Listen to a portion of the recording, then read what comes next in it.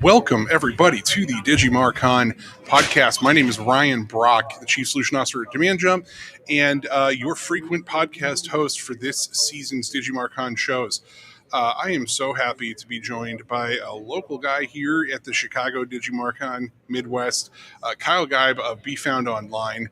Met him last year, and his is Steve your partner or my boss? Your boss, yeah, I wasn't sure.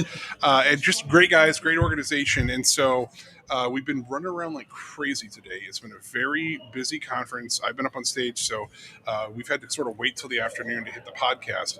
But as a first guest, we've got a really great guy. So Kyle, thank you for joining us here today. Of course, it's nice to be at another conference with you, Ryan. Yeah. I feel like we've been at a lot of the same ones recently. We have been all over the Midwest of late. Now, what I want to talk about on this podcast is directly related to the booth that we've got here. Be Found Online, their booth, it's got a sign draped over the front of it. It says, "You don't need third-party cookies, change my mind." I thought, as a fun exercise that might be valuable for the DigiMarCon community, I'd flip the script here on Kyle and I'd say, okay, how about this? I'll say to you, I think you do need third-party cookies. I don't really. This is a thought experiment. You get it? Why don't you change my mind? Sure, I can play along with this. So as we know, at the beginning of the year, Google announced 1% deprecation of third-party cookies for Chrome users. 1% feels like nothing, but it's 30 million people. So with 30 million people's third-party cookies going away on the Chrome browser, it's safe to say Google started making larger steps than they have in the past to migrate themselves away from third-party cookie reliance. Yeah.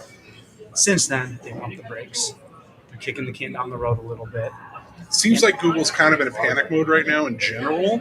Seems like they're doing stuff like that across the board. Yeah, and I think the thing to keep in mind, too, is interests, right? And Google needs to figure out what they're going to do in the absence of third-party cookies and without having that maybe fully fledged out, which I don't know. There might be reluctance, and they want a good go-to-market as well, too. But for us at BFO, we're advocating for the client. And when we have clients that are watching this story develop and learning about third-party cookie deprecation, sometimes for the first time, and they're terrified and they think that all of their data is going to go away. Yeah. They're going to have less access to the information they had in the past. And my whole perspective and Be Found Online's whole perspective is there's already first-party data solution in place. And if this is really that worrying to you, if you have the budget and the runway and the time, why not move to server-side tracking? Why not move towards a reliance on first-party data so you can more or less ignore the third-party conversation happening? So the argument being that if I can do whatever I need to do to drive engagement on my own website, on the platforms that I own and I control, I can learn as much from the data that I get there as I might have from cookie data from Google Ads or something like that. Yeah, and I would argue, too, it's better at times, too, and as we look at things like data governance and PII and things like that, if you're housing your data first party and you're not relying on third party, not only are you growing your CRM and getting better data, you now have the ability to protect the privacy of your users. And as marketers, right, we advocate for the client, we advocate for the customer. We want to make sure that we are being as ethically sound as possible. And something like first party, with server-side tracking and first party data, you get ownership over it. Yeah. And you get to be a source of ethical truth for how that data goes out. I love that so much. I think marketing is an industry where we all know that we're actively helping people sell and buy things. It's just like in a capitalist world that we all live in, it's very easy to just glide over the ethics of what we're doing and why we're doing it. And I've long believed that better marketing is a better world to live in. Like if we can get away from plastering people with ads wherever they go when they're not asking for them and instead ask, when can we be of service to these people? When are they reaching out to us? When can we engage with people in a way that's organic and natural and genuine? I think that's like a world that I want to live in versus the one we're in right now too. So like I think it's so cool you guys are talking about this. On the flip side, though, that also creates a certain responsibility, right? Like, what are companies that you're working with doing as they're moving to that sort of approach to sort of safeguard the data that they're holding? Yep. It feels like you're kind of a ship in the ocean waiting for pirates to come if you're not careful, right? So our recommendation: we are not lawyers. We're a digital marketing agency. Not lawyers. This Believe is not it or legal not. advice. The earplugs didn't give it away. We're not lawyers, so our recommendation, especially when it comes to data governance and things like that, is for our clients have legal consultation. Kind of like Steve was saying on stage today with a privacy policy. When you're updating your privacy policy, pass that by a lawyer, somebody that knows the law. Yeah, don't just copy it from GPT and slap it on there and think you're covered. Yeah, that's really good advice. Yeah. So again, we're not lawyers, and we know that there is a responsibility in taking on first-party data like that. But with a good legal team, a good legal counsel that is staying on top of this as these things change, I think you're in a good place to be sound. I think a good argument can be made that like that responsibility was always there. We've just largely been shipping that off to mega corporations to handle, and frankly, they haven't handled it very well to this point. So, I think that's a worthwhile thing for marketers to be thinking about, planning for. I'm super excited about that. So, when it comes to the tactics that you're seeing that are sort of required to make this move, driving traffic, for example, that isn't coming from the ads that are being.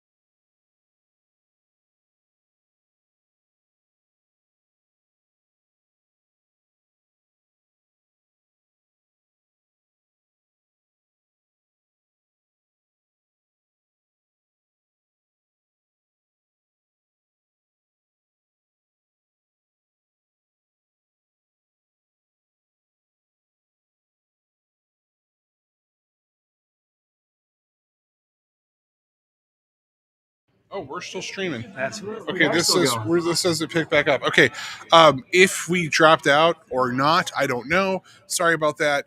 We're at Soldier Field right now on the free Soldier Field wireless, and in my opinion, as a lifelong Bears fan, Soldier Field heard one too many good ideas coming out of this guy's mouth and decided it couldn't have anything to do with that. So, in any case, I think where we were landing right there was it doesn't matter if and when cookies go away for good. If you're smart about this, there's an opportunity to be had right now.